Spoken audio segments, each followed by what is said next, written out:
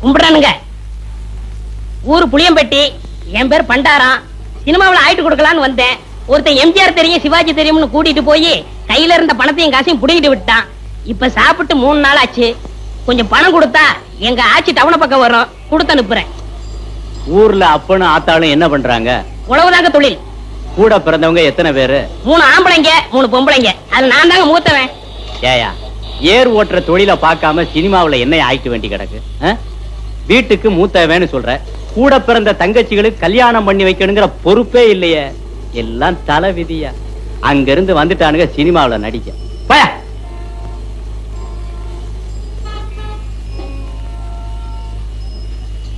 கும்பிடுறனுங்க. நல்லாரு நல்லாரு. ஊர் புளியம்பட்டி, என் பேர் பண்டாரம். சினிமாவில் ஆயிட்டு கொடுக்கலாம்னு. என் சொந்த ஊர் வேப்பம்பட்டி.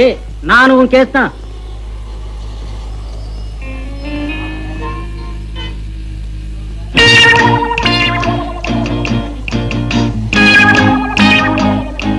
மிஸ்டர் புளியம்பட்டி, உங்களை தான் சார். நானா சார்? வாங்க, நீ வாங்க. ஏயா, சொந்த ஊரை விட்டுட்டு சினிமா நடிக்கலாம்னு சொல்லி இப்படி எல்லாம் மெட்ராஸ் வந்திருக்கே, இதெல்லாம் தப்பு இல்லையா? ரொம்ப தப்புனே. இந்த மெட்ராஸ்ல எல்லாரும் உனக்கு ஹெல்ப் பண்ணிடுவாங்க? யாரும் கிடைக்க மாட்டாங்கண்ணே. 1000த்துல ஒரு ஆள் தானே உங்களை போல கிடைப்பாங்க. சரி, உங்க ஊருக்கு எவ்வளவு சார்ஜ்? 30 ரூபா ஆகும்ண்ணே. வந்துட்டு வெறுங்கையோட எப்படி போறது? கூட ஒரு 20 ரூபா கொடுத்தா என் தம்பி நான் கட்சிலுக்கு ஏதாவது வாங்கிட்டு போவேன். அவங்களும் உங்க பேரை சொல்லட்டுமே. ஆமா, இப்படி அழுகு துணியோட போனீங்கன்னா ஊர்ல எல்லாரும் உன்னை கேவலமா பேச மாட்டாங்க? ரொம்ப கேவலமா பேசுவாங்கண்ணே. ஒரு புது துணி எடுத்து கொடுத்தா ரொம்ப விசேஷமா இருக்கும். அது சரி, எடுத்துக்கோ. ஆமா, நீ சாப்பிட்டியா? சாப்பிட்டு 3 நாள் ஆச்சுனே. சரி, சாப்பிட்டு அதுக்கப்புறம் பூ துணி எடுத்துட்டு அப்புறமா ஊருக்கு போலாம். சைவமா அசைவமா? சைவம்னா பிடிக்காதுண்ணே, அசைவம்னா ரொம்ப பிடிக்கும். அதுல பிரியாணின்னா ஒரு புடி புடி பண்ணேன். திருப்தியா பிரியாணி சாப்பிட்டே புறப்படும். வா.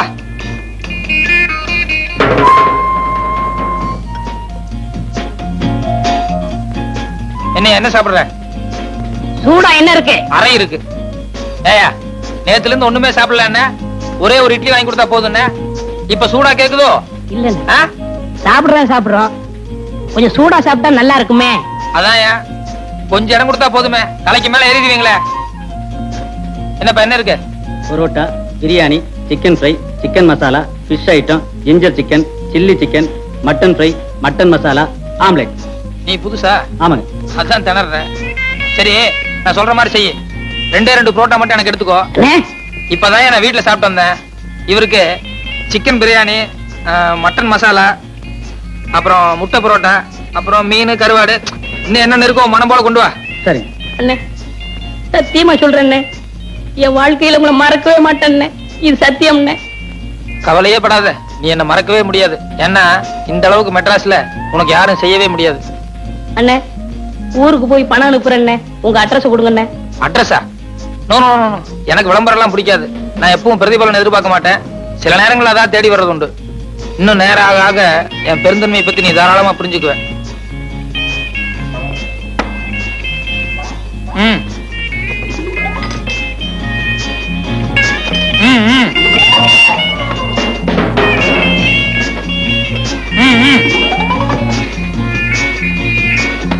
அப்படி வச்சுக்கோ. வேற கீழே பெட்டி கடைக்கு போய் ஒரு பாக்கெட் ஃபில்டர் வில்ஸும் ஒரு தீப்பெட்டி வாங்கிட்டு வா. காசு சார்? யோ, கல்லால போய் காசு வாங்கிட்டு போய, எல்லாத்துக்கும் சேர்ந்தாப்புல பில் போட்டுக்கலாம். சரி சார். ஓ, என்ன ஆறிட போகுது, சாப்பிடலாமா? எல்லாம் உனக்கு தாயா, மனம் போல சாப்பிடு.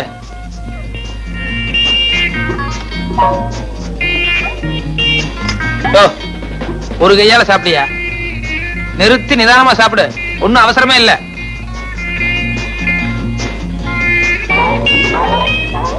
சாப்பிடு சாப்பிடு.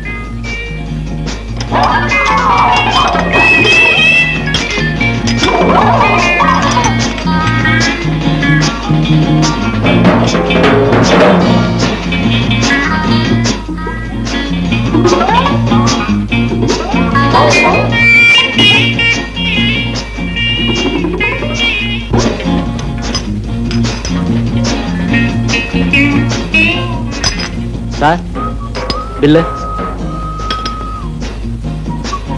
ஏயா, கொஞ்சமா மேனேஜ் இருக்கா? ஏசி ரூம்ல உட்கார்ந்து சாப்பிட்டு வரணும்ல. என் கூட வந்தவர் உள்ள சாப்பிட்டு இருக்காரு, கொஞ்சம் கூட டீசென்ட் எல்லாம் பில்லு கேக்குறியா? சாரி சார், நீங்க எங்க சாப்பிட்டீங்கன்னு நினைச்சிட்டேன். பரவாயில்ல. இதுக்கு தான் என் பிரஸ்டீஜ் தகுந்த மாதிரி பெரிய ஹோட்டலுக்கு போகணுங்கிறது. இந்த மாதிரி ஒன்றைய ஹோட்டலுக்கு வந்து இப்படிதான் இருக்கும். எக்ஸ்கியூஸ் மீ, நீங்க போங்க சார், போங்க. இனிமே இப்படி பிகேவ் பண்ணாத. போங்க. வாங்க வாங்க, மெதுவா போ.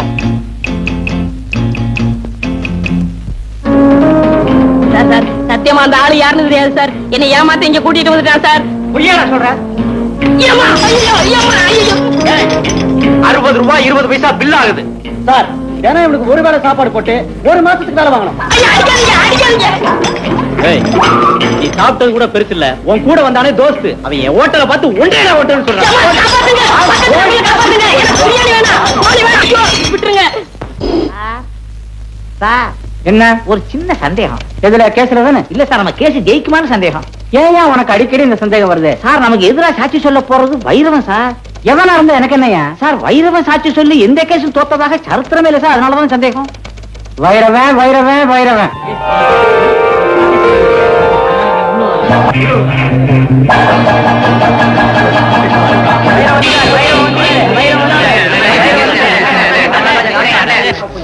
கொஞ்சம் இருங்கப்பா.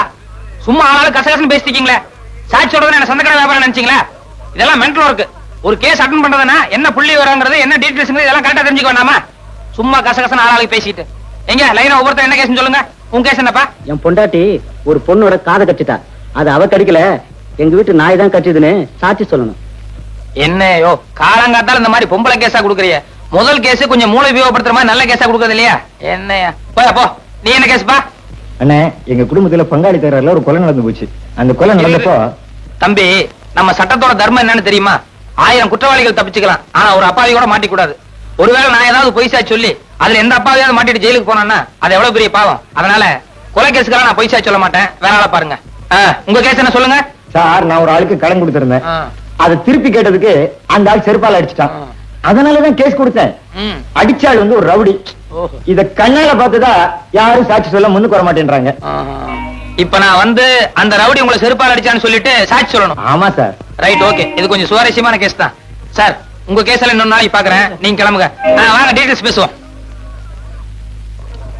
கேஸோட டீடைல்ஸ் எல்லாம் கொஞ்சம் விவரமா சொல்லுங்க பார்க்கலாம். சம்பவம் எத்தனை தேதி நடந்தது? 26ஆம் தேதி சார். எத்தனை மணிக்கு நடந்தது? காலையில 11 மணிக்கு சார். எந்த இடத்துல? வடபழனி பஸ் ஸ்டாண்ட்ல சார். சம்பவம் நடந்த அன்னைக்கு உங்களை அடிச்சானே ரவுடி, அவன் என்ன கலர் ட்ரெஸ் போட்டிருந்தான்? கருப்பு சட்டை வெள்ளை பேண்ட் சார். நீங்க என்ன ட்ரெஸ் போட்டிருந்தீங்க? வெள்ளை சட்டை வெள்ளை வேஷ்டி சார். உங்களை அடிச்சானே அது செப்பல்ஸா இல்ல டயர்ஸ் இருப்பா? செப்பல் சார். செப்பல்ஸா? ஓகே, ஒரு 100 ரூபாய் எடுங்க. Case முடிவிட்டீங்க sir. யோ, நான் அட்டன் பண்ணாலே ஜெயிச்ச மாதிரி தான். காசு எடு. தயங்காம அடிய. ஆமா, என்ன குறுக்கு விசாரணை செய்ய போற அந்த வக்கீல் பேர் என்ன? நல்ல கண்ணு சார். நல்ல கண்ணுவா? அந்த ஆளுக்கு என்ன பார்த்தாலே கை எல்லாம் விட விடாங்க. தைரியமா இரு. நட. வைரவன் வைரவன் வைரவன். ஐயோ, கேஸோட எல்லா டீடைல்ஸும் கேட்டோம், ஆனா அடிச்ச செருப்போட கலர் கேட்க மறந்துட்டோமே. ஒருவேளை வக்கீல் குறுக்கு விசாரணை அதை கேட்டானா? சரி, சமாளிப்போம்.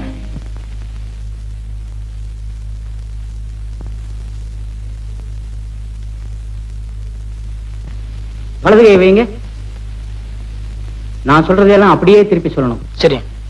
கடவுள் சத்தியமாக. கடவுள் சத்தியமாக நான் சொல்வதெல்லாம் உண்மை, உண்மையை தவிர வேறொன்றும் இல்லை. மிஸ்டர் நல்லக்கண்ணு, சாட்சியை குறுக்கு விசாரணை செய்யலாம். Yes your honour.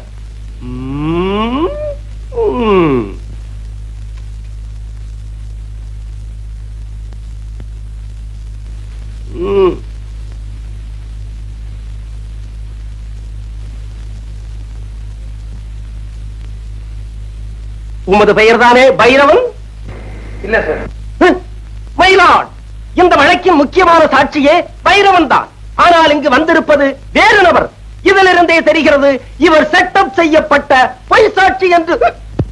என் பேரு பைரவன் இல்ல, வைரவன். Order order. யோ, அறிவு இருக்கா முண்டம்? ஏய்யா, ஒரு வேலை எடுத்தா பொறுப்பு பயபக்தி ஏதாவது இருக்கா? 30 வருஷமானாலும் நீ முன்னுக்கு வரவே முடியாதியா? அப்பப்ப பாயிண்ட்கள் எடுத்துக்கூடியா? தடுமாறல்ல. Yes, proceed. மிஸ்டர் வைரவன், உமது தொழில்? வெளியூர்ல இருந்து யாராவது மெட்ராஸ்க்கு வந்தாங்கன்னா அவங்களுக்கு மெட்ராஸ் எல்லாம் சுத்தி காட்டுறது.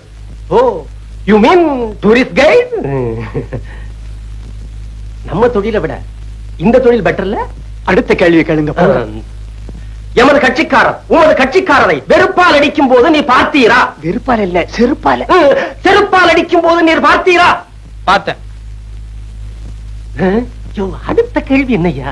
செருப்பால எந்த இடத்துல அடிச்சான்னு கேளுங்க. எந்த இடத்தில் அடித்தா? கண்ணு காது மூக்குன்னு ஏகப்பட்ட இடத்துல அடிச்சிட்டாருங்க. நோ நோ, நான் அந்த இடத்தை கேட்கவில்லை. ரோட்டிலா, வீட்டிலா, காட்டிலா, தோப்பிலா, எந்த இடத்தில் அடித்தார்? பஸ் ஸ்டாண்ட்ல அடிச்சாருங்க. எந்த bus stand? Vadapalani bus stand. 13A போகுமே அதுவா? இல்ல சார், 12B போகும்போது அந்த பஸ் ஸ்டாண்டு.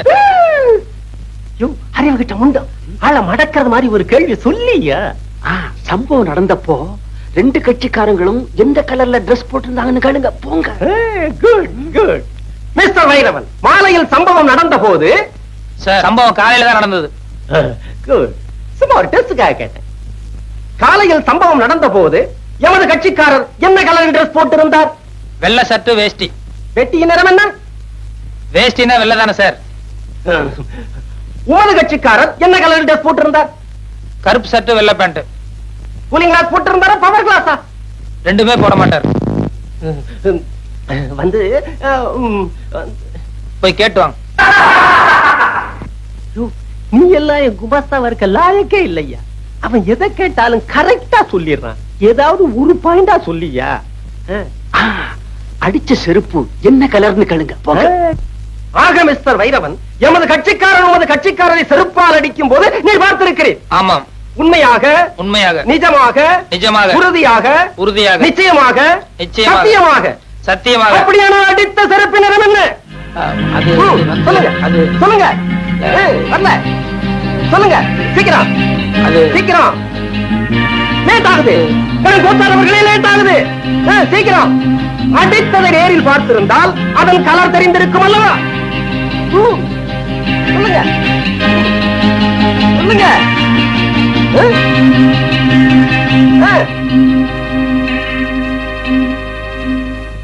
யுவர் ஆனர், வக்கீல் சார நான் கொஞ்சம் குறுக்கு விசாரணை செய்யணும். தயவு செய்து கோர்ட் இதை அனுமதிக்கணும்னு நான் உங்ககிட்ட பர்மிஷன் கேட்டுக்கிறேன். குறுக்கு விசாரணையா? என்னையா இது? கோர்ட்டுக்கே அவமானம்.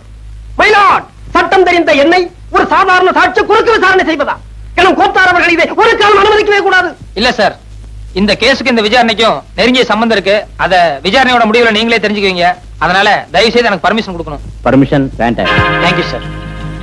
வக்கீல் சார், கொஞ்சம் இந்த பக்கம் திரும்புங்க.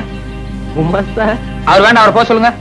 இருந்துட்டு போட்டுமே. சொன்னா கேளுங்க சார், அவர் சீட்டு போக சொல்லுங்க. அவரை 10-15 வருஷமா கூடவே இருக்கான். அதனால என்ன, ஒரு 10 நிமிஷம் பேஜா தப்பு இல்ல. நீங்க முதல்ல போங்க சார். அங்க குமார் சார், கொஞ்சம் இப்படி திரும்ப இல்லைங்க. கொஞ்ச நேரத்துக்கு பின்னால திரும்ப கூடாது. நான் கேட்கிற கேள்விக்கு மட்டும் பதில் சொல்லணும். என்ன நீதிபதி காலையில இருந்து எழுதிட்டு இருக்காரு, அவருடைய பேனா கலர் என்ன? திரும்ப கூடாது. என்ன பார்த்து பதில் சொல்லுங்க. அவர் பேனா என்ன கலர் சொல்லுங்க. பேனா என்ன கலர்? காலையில் நீங்க கோர்ட்டுக்கு வந்து 2 மணி நேரம் ஆச்சு. 2 நிமிஷத்துக்கு ஒரு தடவை ஜட்ஜை திரும்பி பாத்துருக்கீங்க. அப்படி இருந்து பேனா கலர் உங்களுக்கு தெரியாதா? கோர்ட்டுக்கு வந்தால் கேஸ்களிலும் பாயிண்ட்களிலும் தான் என்னுடைய கவனம் இருக்க வேண்டுமே தவிர பேனாவின் நிறத்தை பற்றி நான் கவனிக்க வேண்டிய அவசியம் இல்லை. கரெக்ட். கோர்ட்டுக்கு வந்த உங்களுக்கு கேஸ்ல மட்டும் தான் கவனம் இருக்கும். பேனாவை நீங்க கவனிச்சிருக்க முடியாது. அப்படி இருக்கும்போது பஸ் ஸ்டாண்ட்ல 2 பேர் செல்ஃப் அடிச்சு தகராறு பண்ணிட்டு இருந்தா அவங்கள விலக்கிட்டு பண்ண தவிர ஒரு பேப்பரும் பேனா எடுத்து வச்சு என்ன கலர் செல்ஃப் அடிச்சா நான் நோட் பண்ணுவேனா? That's all your honour.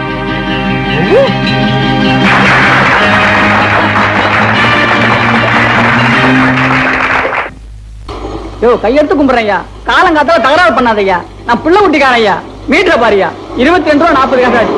2 ரூபா 40 காசு குறைச்சிக்க. 20 ரூபாயா குடியா போதும். இந்த பாரு தம்பி, காதுல கடக்கம் போட்டிருக்கேன், கொண்டையில பூ சுத்தி இருக்கேன். இதெல்லாம் பார்த்துட்டு என்ன சிலுவானமா ஏமாத்திடலான்னு மட்டும் நினைக்காத. அதுக்கு வேணானா பாரு. நான் எங்கேயோ உன்னை ஏமாத்துறேன், நீ தாயா என் வயத்துல அடிக்கிற. கொஞ்சம் யோசனை பண்ணி பாரியா. காலையில 6 மணிக்கு வண்டியில ஏறினேன், இப்ப மணி 8 ஆகுது. 2.5 மணி நேரமா பையன் படிக்கிற காலேஜ், பர்மா பஜார், பீச்சுன்னு சுத்தினேன். மீட்டர்ல 22 ரூபா 40 காசு ஆகாதையா. யோ, என்ன என்ன அள்ளி முடிஞ்சவன் நினைச்சிட்டு இருக்கியா? என் சொந்த ஊர் ஆண்டகாம்பாளையம். அங்கிருந்து கோயம்புத்தூர் 10 மைல். கோயம்புத்தூர்ல இருந்து மெட்ராஸ் 365 மைல். ஆக மொத்தம் 375 மைல். நேற்று ராத்திரி தான் கோயம்புத்தூர்ல இருந்து புறப்பட்டு இங்க வந்து இறங்கியிருக்கேன். ரயில்வே கட்டணம் எவ்வளவு தெரியுமா? 28 ரூபா 30 காசு. ரயில்ல ஃபேன் இருக்கு, படுக்க பெஞ்சு இருக்கு, பேச்சு துணைக்கு ஆள் இருக்கு, கக்கூஸ் இருக்கு. இவ்வளவு வசதி செஞ்சு கொடுத்து 12 மணி நேரம் விடிய விடிய ரயில ஓட்டி காலையில கொண்டாந்து விட்டுருக்கான். அவனே 28 ரூபா 30 காசு வசூலி பண்றான்.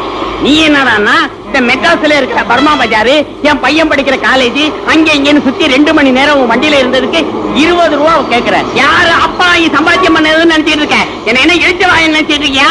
ஓஹோ என்னவன் காலங்கத்தால ஏயா கழுத்த இருக்கிற? எனக்கு ஒரு அவசரத்துக்கு ஐயோ ஆட்டோக்காரர எவனாவது ஒருத்தன் கிராமத்துல இருந்து மெட்ராஸ் வந்தா இப்படித்தான் மிரட்டா? அவர் குடுக்கறத வாங்கிட்டு போயா? ஏன் அப்படி எல்லாத்தையும் தகராறு பண்றீங்க?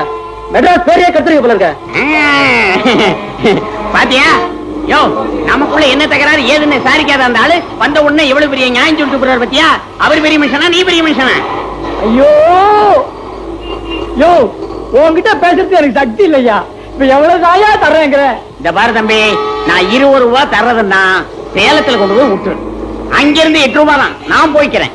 இங்கே இறங்குறதுன்னா 2 ரூபாய்க்கு மேல ஒரு பைசா தர மாட்டேன். ஐயோ, இன்னைக்கு யாரு முகத்துல முடிச்சனோ? ஐயோ ஐயோ, இந்தாயா வச்சுக்கையா, இந்தாயா வச்சுக்கையா, போயா ஊர் வைச்சாரியா, சாப்பிட்டு என் பேர சொல்லி ஊர் வைச்சாரியா, போயா நல்லா போயா. ஐயோ ஐயோ ஐயோ ஐயோ ஐயோ ஐயோ.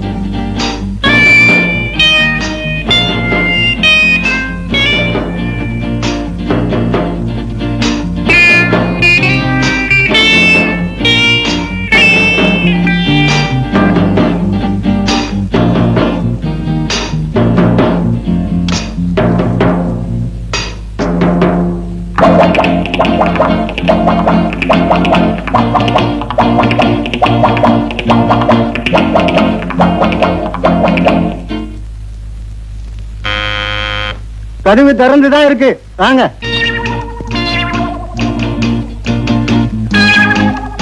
Good morning sir. Good morning. Good morning. Bathroom cleaning. ஆமா, கொஞ்ச நேரத்துக்கு முந்தி தான் ஒருத்தன் பாத்ரூம் கிளீன் பண்றேன்னு வந்தான். சார் இது 5 ஸ்டார் ஹோட்டல், அதனால எவ்ரி half an hour அடிக்கடி நாங்க கிளீன் பண்ணுவோம். ஆமா, அப்ப வந்தவன் காக்கி சட்டை போட்டுக்கிட்டு தோட்டி மாதிரி இருந்தான். நீ என்னடானா கலர் சட்டை போட்டுக்கிட்டு மைனர் மாதிரி வந்து நிக்கிறியப்பா. சார் அவங்க எல்லாம் படிக்காதவங்க, அதான் காக்கி சட்டை போட்டுருந்தாங்க. நான் வந்து MA வரைக்கும் படிச்சிருக்கேன், அதான் கலர் சொக்கா எல்லாம் போட்டிருக்கேன். MA வரைக்கும் படிச்சவனா? அப்ப நீ நல்லா தான் கிளீன் பண்ணுவ. போ கிளீன் பண்ணது கொஞ்சம் நேரம் ஆகும், ஒன்னும் நினைச்சுக்கலாம். ஒண்ணு நினைக்க மாட்டேன், சுத்தமா கிளீன் பண்ணு போ. நல்ல காலம், ஜோதிட வார இதழ், ஆசிரியர் புலியூர் பாலு.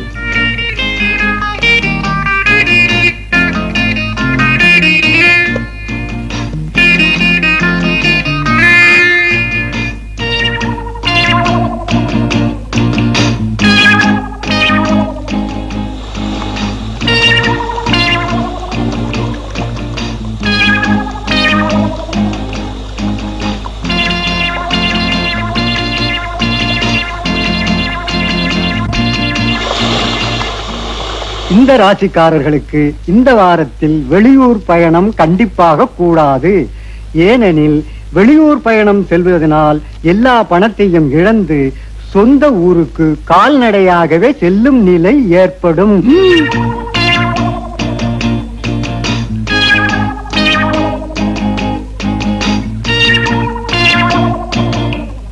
பத்தாம் இடத்தை இப்ப சனியும் கேதுவும் சூரியனும் பார்க்கறதுனால நிறைய பண விரயம் ஏற்படும்.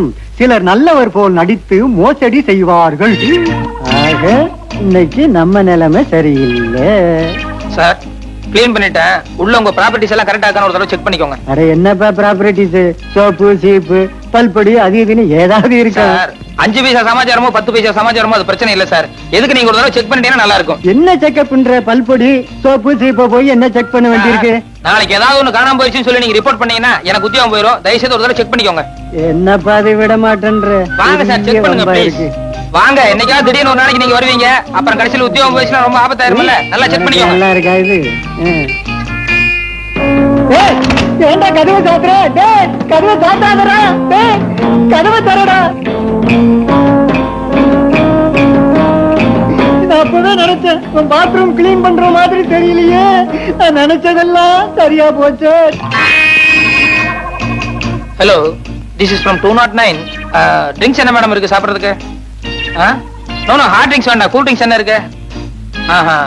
ஒண்ணு பண்ணுங்க, பாதாம் கீரை ஒரு 2 அனுப்புங்க. ஒண்ணு இப்ப நான் சாப்பிட்டுக்கிறேன், இன்னொருத்தர் பாத்ரூம்ல குளிச்சிட்டு இருக்காரு, அப்புறமா வந்து அவர் சாப்பிட்டுக்காரு. Right, thank you madam. பீரோல மணி பர்ஸ் வச்சிருக்க, அடிச்சிட்டு போடாதடா. டேய் கதவை தரடா.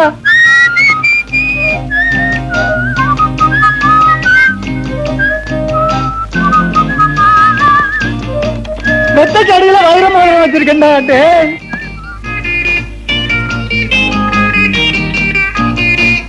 ஐயா கும்பிடுறேன், பசிக்கு ஏதாவது இருந்தா கொடுங்களேன். ஓ கை காலெல்லாம் நல்லா தானே இருக்குது, பிச்சை எடுக்கிறியா, வெக்கமா இல்ல? எங்க நான் இடத்துல போய் திருடியா? அட நீ ஒண்ணு நேத்தான் ஜெயிலிருந்து வந்தா மறுபடியும் திருட சொல்றான், போயா. தம்பி, எனக்கு 5-6 புள்ள குட்டிங்க. வீட்டுக்காருக்கு வேற உடம்பு சரியில்லை, அவரு வேற ஆஸ்பத்திரியில இருக்காரு. உங்க அக்கா அம்மா நினைச்சு எனக்கு உதவி செஞ்சீங்கன்னா நீங்க நல்லா இருப்பீங்க.